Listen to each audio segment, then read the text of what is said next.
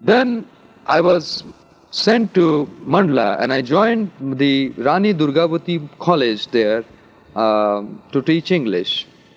There we were not getting accommodation, and there were two more professors with me who were desperately seeking for accommodation in the town. Now I had already, as I told you, I was been testing and trying Meher Baba. And in Mandla, I told those two colleagues of mine that don't worry, I tell you we are going to get a house right now, and I know one person who is able to do everything for me and for us, is Meher Baba. Well, they looked a little surprised and incredulous. And I then told them that, well, let us see whether it happens or not. Inwardly, I prayed to Meher Baba, Baba, the first man we are going to meet on the street should be able to provide us with accommodation. And to my great wonder again, when we had gone a few yards ahead on the road, suddenly a man came. And we just went up to him and said, Mr. Such and such, I don't know your name. Will you introduce? He said, yes, this is my name. He said, Mr. X, could you tell us whether we could get lodging somewhere, some house to let or rent? He said, yes. Only a week back, Mr. Lakhera's house has fallen vacant and you can go there. And he went away. Now my friends looked at me. I mean, the two professors says, how did you really know that there was a house and you are trying to play up tricks and all that? I said, no, I was as starkly ignorant of it as you are. I had just prayed to someone and it appears that he has fulfilled that prayer. He said, we don't believe it all. Again said inwardly, Baba, give me some sort of feeling so that I could make them convinced. And suddenly the thought came to me, the house where we are going is a double-storied one, and we are going to get a room which will be on the first floor, on the upper floor, and on the staircase there will be a door and you will find it locked. It all flashed into me, sort of intuition or whatever it is, but Baba helped me to feel like that, and I told the two professors that we are going to a house which will double-storied, and there will be a staircase, and there will be a lock on the door of the staircase, and we will be getting a room on the upper story. Well, they didn't believe, but when we went there, seeing was believing. It was exactly like that. And they also looked at me in sort of surprise, and I was surprised more than I could express in words. I didn't know what really was happening to me. Is this Meher Baba really omniscient and omnipotent as his devotees tell us? Well, there were many such stories. I don't know how long should I carry on. I see. Well, I met Baba. Baba gave me certain instructions, and I returned home after receiving an abundant measure of love from him, abundant measure of compassion. He said, do my work. I returned home and gave up my job. Well, it was a guested officer's post, fetching a very good salary and everything. Officer's post, fetching a very good salary and everything, and everybody at home was unhappy because I had given up such a nice job. But I felt like doing nothing except sing his name, think of him, meditate on Baba, and just give up every worldly tie. And so I left home too. And I went to a place called Bhedaghat, some 13 miles away from Jabalpur, on the banks of the river Narmada, a very picturesque spot, where I stayed for 2 months. During those 2 months, I was trying to practice what you call silence of mind. I was trying to make my mind silent, thoughtless. And I can tell you, any day it is one of the most difficult things, perhaps impossible, unless the grace of Master comes. Well, suddenly we received a telegram from Meher Baba, and also a telegraphic money order. Meher Baba had sent a message to me, come at once to Mahabaleshwar, and money is being sent for you. Well, I took the money and bought a ticket, went to Mahabaleshwar. When I reached Baba, Baba didn't look very happy with me. He said, why did you give up that job? Do you think that giving up a job will bring you God realization? I said, well, I don't know, but I was feeling absolutely no charm in doing any service. And I was intensely trying to make my mind silent. Baba looked a little intrigued. He asked me, what sort of practice is that? There were many other devotees. He turned towards them and said, what is Hazra saying? What is Amiya saying? How is he going to stop his mind? They said, we also don't understand what he's meaning, sir, Baba. So Baba looked at me and said, what is the procedure you are adopting? I told Baba that I'm trying to think I'm not mind. I'm trying to think I'm beyond mind. I'm trying to think I'm above mind. And maybe that is the way to silence my mind. He looked at me with a big smile and said, well, Amiya, don't you realize that it is your mind which is saying it is below mind and above mind and beyond mind, and it's mind saying that, well, now mind is going to stop.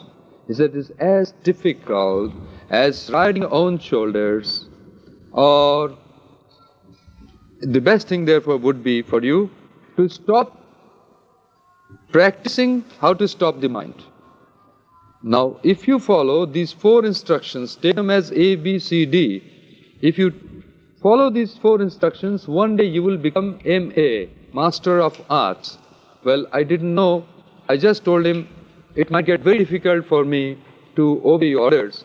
He said, you have to be prepared to obey my orders to the last letter, even staking your life and all your mental inhibitions and conditions. I said, Baba, I don't know, I may try. So Baba just told me, you go from this place to a crossing, you will come across. Well, I didn't know. I just told him, it might get very difficult for me to obey your orders. He said, you have to be prepared to obey my orders to the last letter, even staking your life and all your mental inhibitions and conditions. I said, Baba, I don't know, I may try. So Baba just told me, you go from this place to a crossing, you will come across a leper woman there, Mahabaleshwar crossing, where you will find a leper woman. You commit intercourse with her and return to me. When I heard this, I shook. I almost trembled and felt so nervous. I said, Baba, it's not possible for me to do it. He turned towards me and said, well, obeying me is that difficult. Anyway, don't worry. I've given you 4 instructions. If you try to fulfill those 4 instructions, I again assure you, one day you will become MA, Master of Arts. Well, I returned home. One of the instructions for me was to return home. The second was to go for a job. Third was to please your mother, please my mother. And he also said, do not marry until I tell you to.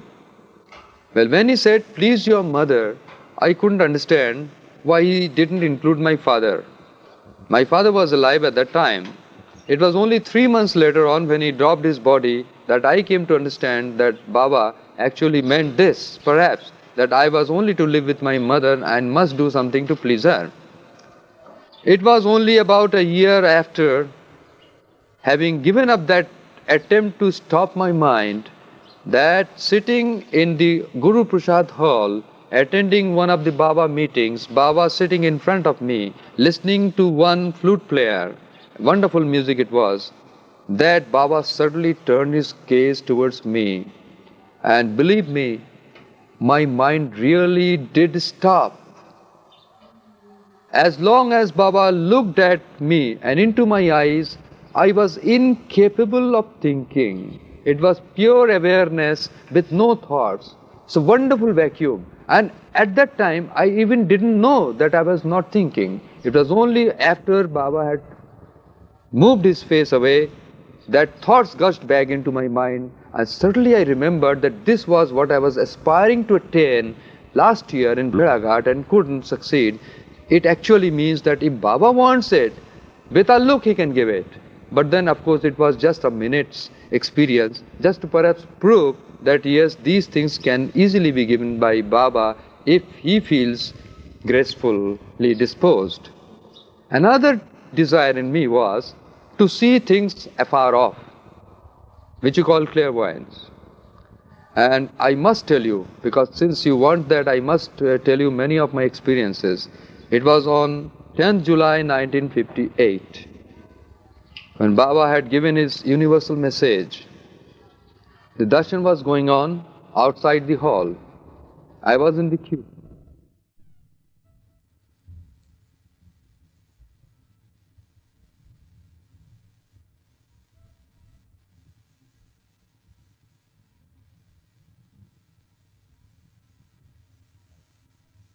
And something happened. It was a dazzling splendor, and I closed my eyes and I saw Baba clearly, and I saw everything clearly with closed eyes. To any distance, I saw all the people with my eyelids on my eyeball, and it in no way came in between myself and my sight, and I was unable to understand what was that. But one thing, of course, now again, if I close my eyes, I can't see. But one thing has happened for sure. From that day, 10th July 1958, whenever I close my eyes, whenever I concentrate my look on anything, anywhere, Meher Baba's face appears before me, and it appears before me constantly. His two big, black, powerful eyes gaze into my eyes. And I must tell you that sometimes I really do not get sleep because I see him. And when I see him, it's difficult to sleep perhaps. And I try to forget. Sometimes I try to forget that he is there constantly looking to me, looking at me. He's face to face with me all the time. It happened on 10th July 1958. Perhaps I didn't tell anyone. But since this is the day of sort of confession of everything, I'm telling you this has happened to me. As regards Baba, the compassionate father, you will be surprised to know how human he was in everything he did and said, how humanly interested he was in everything that I was doing at my own end here in Jabalpur, how keenly interested he was in my health, in the health of my family members, in my service and my service conditions. I'll narrate only one experience. My son was born with a cleft palate, and the doctors told us that unless that cleft palate is repaired by surgery, it will go very difficult for the child to swallow anything. Later on, he will be exposed to all sorts of respiratory affectations and infections. My wife and myself went with my child to Calcutta to get him admitted in the West Bengal Polyclinic. But to our great dismay, we found that the polyclinic was literally flooded by patients. No accommodation to be got, they told us, for another 6 months, maybe more. Now, we had entailed a lot of expenses by going all the way to Calcutta, and I didn't understand whether I would be able to manage all that period of staying in Calcutta itself. I returned. Would be able to manage all that period of staying in Calcutta itself. I returned to Jabalpur, leaving my wife there, telling her to just go on trying to get admission in the hospital for the child, and if she failed after a month or so, she should also return. Now she was trying, and there was no sense in trying because there were literally so many patients, and already there was a very long waiting list for the patients. I then wanted my wife to return, and I was rather sorry that the child couldn't be operated upon for that cleft palate of his, and also much money gone in the bargain. Suddenly I received a letter from Meher Baba, in which Bhau writes for Meher Baba, Amiya, Baba inquired about you and your family. And I told Baba that Amiya has become very obedient nowadays, and therefore he is not writing any letters as there is a ban on correspondence from your side. Baba said, well, I give him permission to write me one letter and just let me know how he is and how his family is. I got an opportunity. I wrote to Baba a letter telling that I have been to Calcutta for my son's operation. I've returned and my wife is still there and there are no hopes of an accommodation in the hospital. The seats are all full and well, I am worried about it all, Baba. And suddenly another message came to me from Baba in which Baba wanted me to inform my wife at Calcutta to try again, once again. The message was, ask Gauri to try once again in the West Bengal Polyclinic, and in case she fails, she should return with the child to Jabalpur. Well, a wonderful thing happened. Meanwhile, the polyclinic was closed down, sine die, because there was a strike. It was a quarrel between the doctors, the surgeons and the anestheticians, and so the quarrel resulted in a total lockout. Now, even if there was a shade of possibility of getting the child admitted in the hospital, that too was gone. And my wife was about to return to Jabalpur when she received my letter that Baba wants you to try just once again. My wife went to the West Bengal Polyclinic, hoping against hope, because it was already locked out. When she went there was just one person at the inquiry counter, and the hospital was of course open, but there was nobody else there. She, in a very, I should say, faint voice asked, can my child get admission in this West Bengal Polyclinic? He said, yes, of course he can. He said, but I heard that there is a lockout. He said, this very morning the strike has been called off. And the entire staff has returned. And there is not a single patient in the hospital. So, you can not only get accommodation for a half cabin, but you can get accommodation for a cabin or for 50 cabins or for 100 cabins. You only get accommodation for a half cabin, but you can get accommodation for a cabin or for 50 cabins or for 100 cabins. The whole hospital is at your disposal now. What a wonderful thing it was, you know.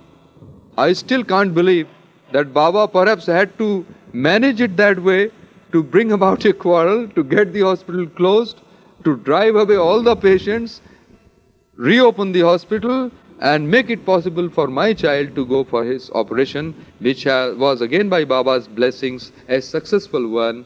And my child is named Meher Kumar, that is the son of Meher Baba. We are all his children. He is our compassionate father. I am quite sure in distant future, everyone perhaps, the scientist, the intellectual, the atheist, the artist, everyone will realize this one thing, that there is God, God exists, and that God had very recently been on earth visiting us in physical form to tell us about Him and to tell us to love Him, so that we ultimately will be able to find out, discover for ourselves that we are none else but He Himself in different forms. Jai Baba. You say that you had gone from atheism to becoming a staunch believer in God, but was this something of a shock to you to go from one extreme like that to the other? No, it wasn't exactly a shock. I think my atheism was not a sort of fanatical atheism. What I mean to say that I was not trying to cling to atheism for its own sake. My thirst for knowledge was there. If I didn't believe a thing, it was because there wasn't sufficient evidence for it for me. It wasn't that I didn't want to believe a thing just for the sake of not believing it.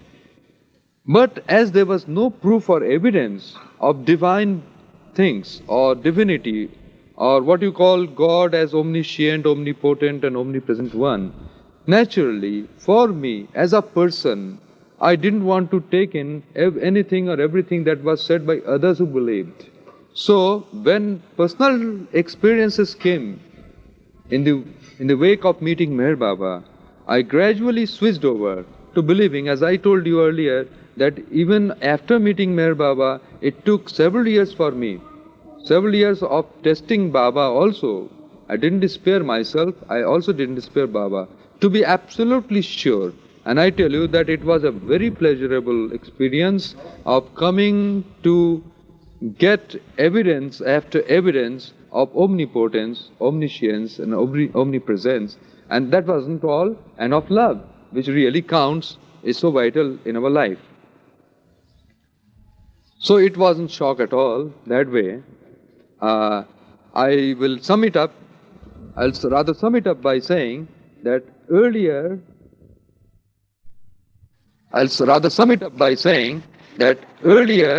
I had absolute faith in reason. Earlier I had absolute faith in reason, and later on I had found absolute reason in faith. Jai Baba. You know, being that you were able to establish such a faith in Baba after the many things he did to grant your wishes for so long, but then after your faith was established, did Baba continue to grant your wishes or your thoughts as he had done previously? Well, it's a very beautiful question, I should say. In the beginning, Baba was almost catering to everything that I was asking for. It wasn't, of course, one thing must be very clear about it. I was not asking for a thing for its own sake. For example, I didn't ask for an aeroplane. I was just asking for small things, very inconsequential so far as money is concerned. Things that could not go into what you call the more dazzling items of temptation. Just because my real motive was to test his power to provide me with those things at a distance of 700 miles, without any communication except prayers, inward prayers, not for those things themselves. Baba, of course, if he was condescending to get me all those things here at my end, it was also because he too must have appreciated that I was just trying to know whether such powers do exist or not.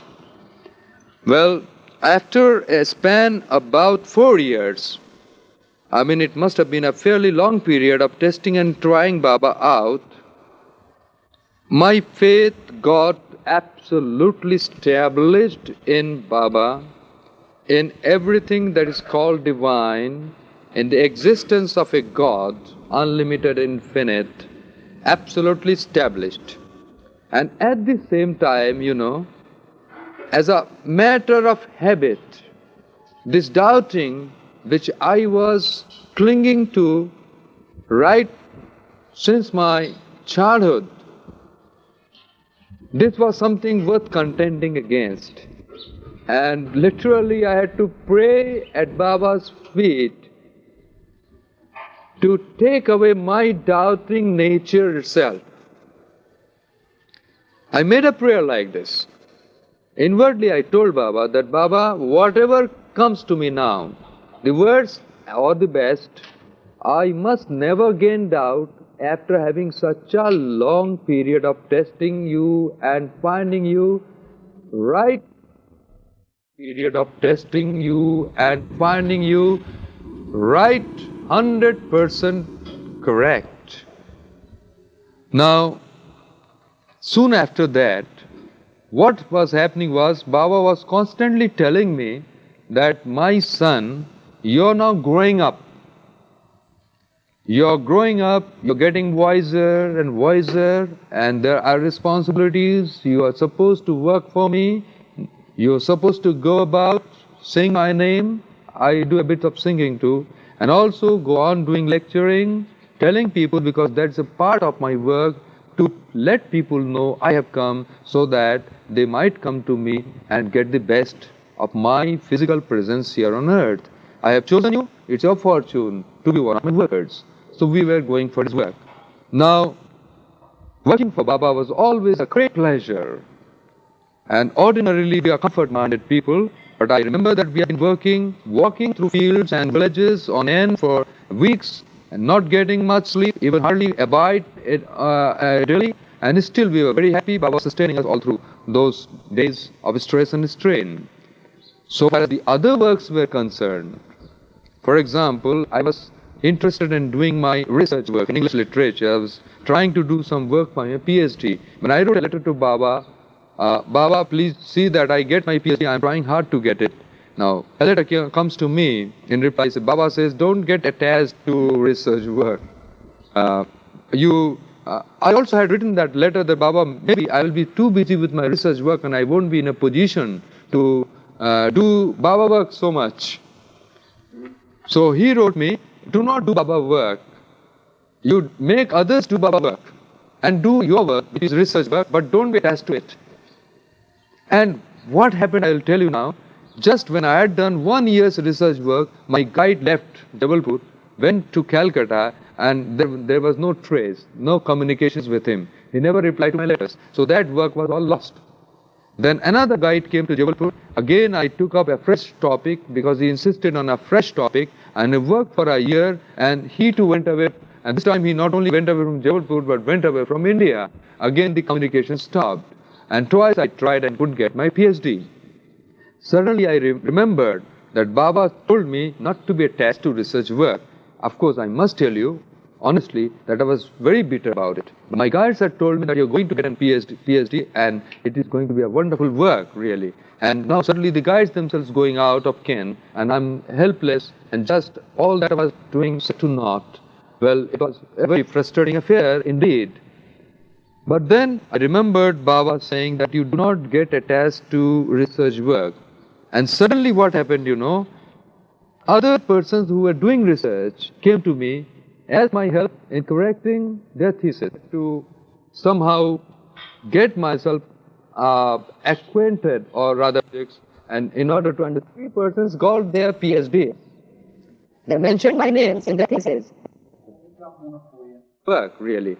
And now suddenly the guides themselves going out of ken, and I'm helpless, and just all that I was doing set to naught. Well, it was a very frustrating affair indeed. But then I remembered Baba saying that you do not get attached to research work.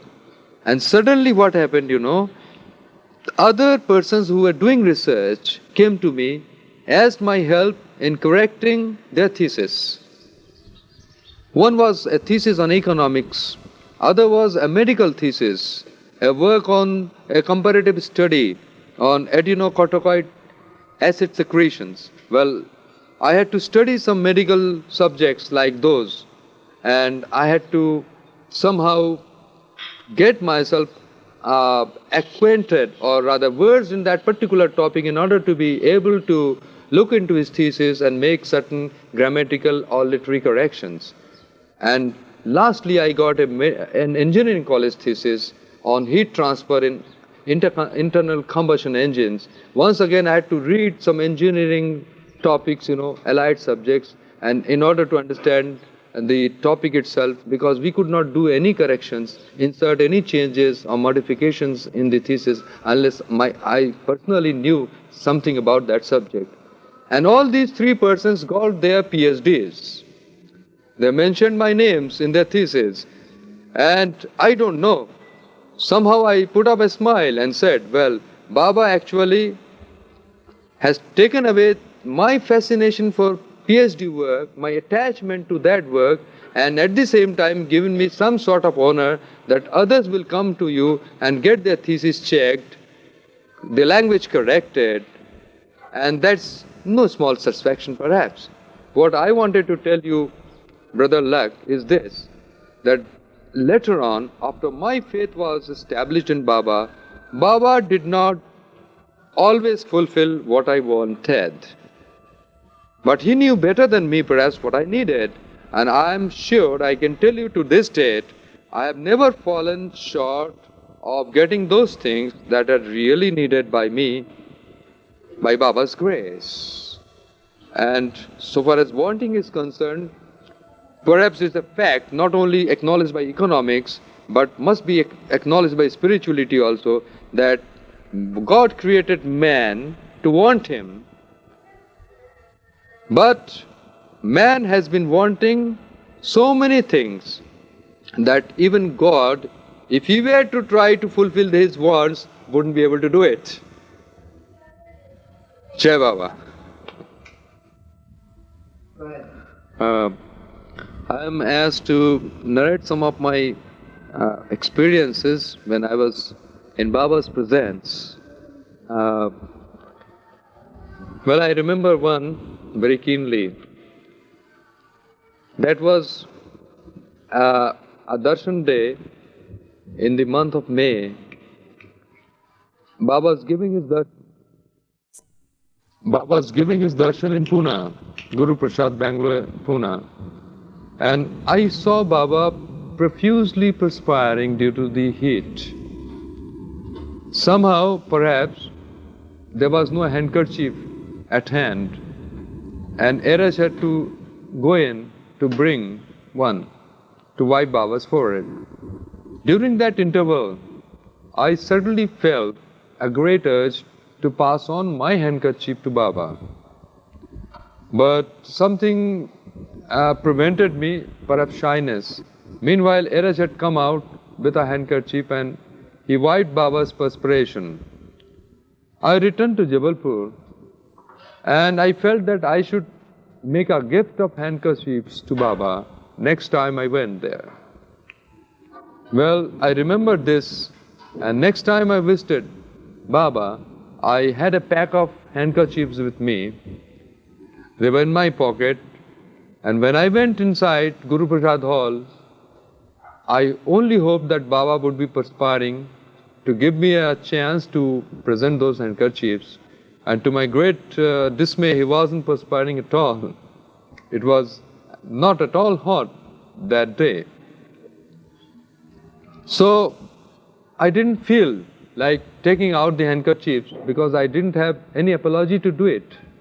Meanwhile, Baba called for a bowl of water to wash his hands. He had been distributing fruits and prasad to devotees.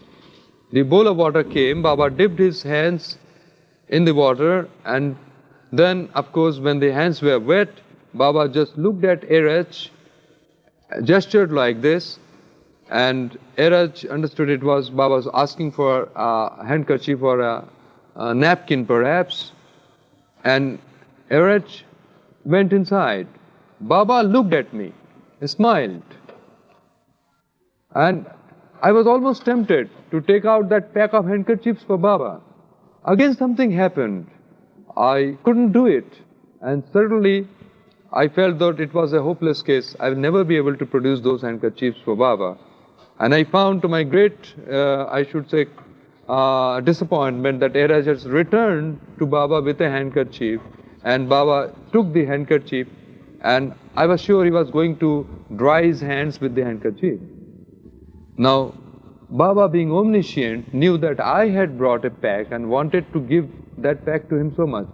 And I wasn't somehow able to produce it out of shyness. So now he didn't wipe his hands with that handkerchief offered to him by Eraj, but rather took it in his hands and did like this towards me. Eraj interpreted as, Amiya, Baba wants you to take that handkerchief from Baba and give it back to him. I took the handkerchief which Baba gave to me and I gave it back to Baba. Baba smiled and wiped his hands with it and then returned it to Eraj. In a flash, I realized in a flash that Baba is God. And I had taken him just as a human being when I was thinking of giving him a pack of handkerchiefs. And just now he has proved that he being God, he knew that I wanted to give him handkerchiefs, and he at the same time also wanted me to know that he is the real giver. Unless he gives something to us, we cannot give it back to him. That was one of the very interesting incidents, and soon after that I had no hesitation in pulling out that packet of handkerchiefs from my pocket and surrendering it at Baba's feet with the feeling that Baba, this packet of handkerchiefs which actually are yours are returned to you, just as that handkerchief was returned to you, which you had given me, in order to make me able to give it back to you. We only give what we receive from our divine, compassionate Lord. Thanks. Well, perhaps I have been telling you about Baba's compassion once too often. His compassion is infinite and everlasting. He is not in any way suffering from paucity of mercy. At the same time, I felt that his compassion at times can assume the form of severity too. It is compassion which is corrective, which is chastening, which is subduing.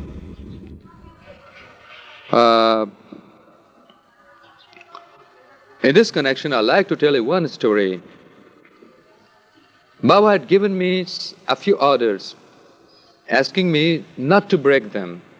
One of the instructions that he had given me was, do not strike anyone in hatred or anger, however exasperated you might feel.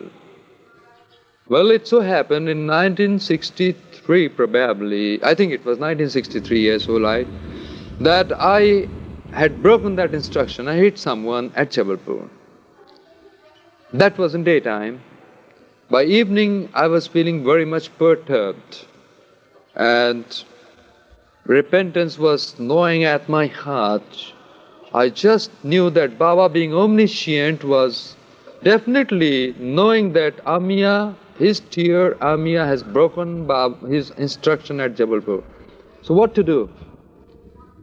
In the evening, I at once took some money, purchased a ticket for Pune, and got into the train. My sole motive was to go to Guru Prasad and ask for Baba's forgiveness for having broken Baba's instruction.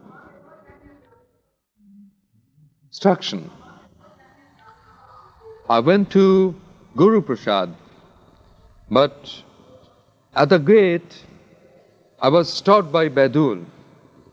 Badul looked at me.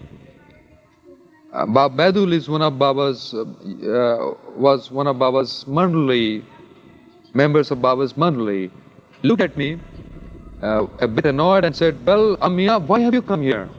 Baba is in seclusion and it doesn't see anyone. I think you are an educated person. You must know that. You must be able to read circulars and keep the spirit, and otherwise there's no weight in the words. Baba, why did you come at all? I said, I want to meet Baba because I have broken one of his instructions and I want his forgiveness.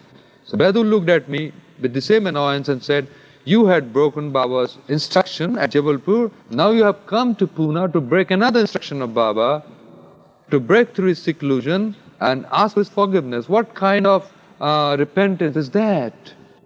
I'm not going to allow in. Please be outside the gate. I said, well, is there no hope of my getting into Baba's presence and asking his forgiveness? I must be forgiven. I must know for sure that Baba has forgiven me. Badul closed the gates right on my face and said, no, you can go back to Jabalpur and there's nothing for you to be done by us. I suddenly looked at me and shouted, why did you break his instruction? You have hit someone, isn't it? Well, I couldn't understand how Badul knew it. Nobody was supposed to know it. It happened in Jabalpur and there was no message anywhere. Said, why did you hit? I tell you that at the same moment, with the hand with which I hit, suddenly almost I felt that it was going paralytic. I felt all the numbness of a paralytic stroke. I lost the awareness of my right hand and shouted, screamed, and said to Badul, Badul, I don't know, something is happening to me. Perhaps I'm getting a paralytic stroke. And he looked at me with the same severity and said, well, I'm not concerned with whatever is happening to you. If anything is happening to you, there is a hospital in Pune. You can go and get yourself admitted in that hospital. Don't come in here. You've broken Baba's instructions. And he went in. He left the long approach to Baba's hall, and I was left alone outside the gate, and I started sobbing very violently. Well, I still remember I was out on the broad road, weeping and weeping my heart out to meet Baba. Only that gate was there between myself and my beloved father. And I don't know, Suddenly, when I was weeping, almost forsaken, I felt I was forsaken. Baba has really left me, and there was nothing for me now to do except commit suicide. I should go and jump into a pit and kill myself because Baba no longer loves me. He no longer owns me up. I was weeping, and in that mood, suddenly somebody from right within me said, "No, even Baba calls Baba. Even Baba also tries to do it. He cannot give you up. You are inseparably himself, within himself, and his realms are infinite."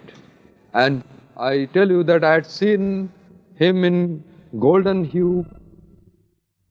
I don't know. Suddenly, when I was weeping, almost forsaken, I felt I was forsaken. Baba has really left me, and there was nothing for me now to do except commit suicide. I should go and jump into a pit and kill myself because Baba no longer loves me. He no longer owns me up. I was weeping, and in that mood, suddenly somebody from right within me said, "No, even Baba calls Baba. Even Baba also tries to do it. He cannot give you up. You are inseparably himself, within himself, and his realms are infinite, and he cannot drive you out of his own infinity. Naturally, don't lose heart. You will never be separated from Baba." And when that feeling came in my heart, suddenly I found another disciple running up to the gate and opened the gate and said, "Amiya, Baba wants you to meet him." I ran in to Guru Prasad Hall. Baba was there. I tell you that I had seen him in golden hue, crimson hue, and at that moment I felt he was like a blazing shield of silver. He wasn't happy with me. He looked at me and said, "Why did you strike? I told you not to. Why did you forget that instruction? And why have you come here when I am in seclusion? You have broken another instruction." I said, "Baba, please forgive me." He looked at me and said, "All right, I forgive you, but I am not going to forgive you again if you commit that same mistake. Remember this, and now come, have my embrace and my love, feel happy." And when I was going out of the hall, he said, "No, come on, I'll tell you another thing to do. Amiya, come in the afternoon, there is a music function. I know that you love music, so you will enjoy the songs of Hirabai Bharotkar, a very great musician of India." I felt so happy and so jubilant. Baba had owned me up, and I returned to this guest house absolutely assured that Baba loves me so much, he has forgiven me. Suddenly I remembered that Baba has said that next time you do the mistake, I'm not going to forgive you. Now where is the guarantee? We are all human beings. We are all limited. Our capacities are, I think, niggardly total. And naturally, all my fear returned to me. I wasn't happy at all. So instead of reaching Guru Prasad at 4, I reached Guru Prasad a little earlier. And Baba just beckoned me to sit inside the room and just asked me, "Now, are you happy or not? I have forgiven you. You should look cheerful." I said, "Baba, I am not cheerful." "Why? I've forgiven you." I said, "But you also added that in case I again make a mistake in future, you will not forgive me any longer." So he looked at me and said, "Any longer?" So he looked at me and said, rather intrigued, he asked the question, "What do you want then? I can't understand." I told Baba, "Baba, this is a frank confession. I know, or rather very fortunately have come to know my limitations as a human being. And I do not want your love to be conditioned by my mistakes, your forgiveness to be related to my follies. If you forgive me, it should be eternal. If you love me, it should be infinite. And so this is what is keeping me worried. You have made me more worried than before." So Baba looked at me, looked at the Mandali which was sitting there and said, "Now what does Amiya want? I cannot understand what Amiya wants." So they looked at me and said, why don't you tell Baba what you want? I said, I want Baba to tell me that he has owned me up as his own forever and forever, irrespective of whatever I do, whether it is according to his liking or not. Baba again looked at me, looked at all the Mandali, said, just wonder what Amiya is asking for. And there was a moment of silence, painful silence for me. And he looked at me, and suddenly his fingers moved, and Eras read it and said, see Amiya, what Baba tells you is that from now, forever, you are permanently forgiven. In Hindi it was, tu kayam ke liye maaf hai. Now for Baba's sake, Amiya, tell us whether you are happy or not. I said, well, I'm very happy. Baba looked at me and said, he's very intelligent, but there is some screw loose in him. I said, Baba, well, I'm quite sure you can tighten up that screw. He said, no, I can't. I simply can't, because I know that keeping your company, Amiya, I've also got so many of my screws loose. Then he asked me to go to him and folded me in his embrace. I kissed him, he kissed me. I felt like simply running away with him. And all that cloud was gone. I felt once again that Baba is really God. In every sense of that word, is really love, most abiding. Our most near and dear friends fall out from us. Our dearest relatives cannot forgive us. But Baba remains the same permanently compassionate, all forgiving, all knowing, all loving Father. Jai Baba.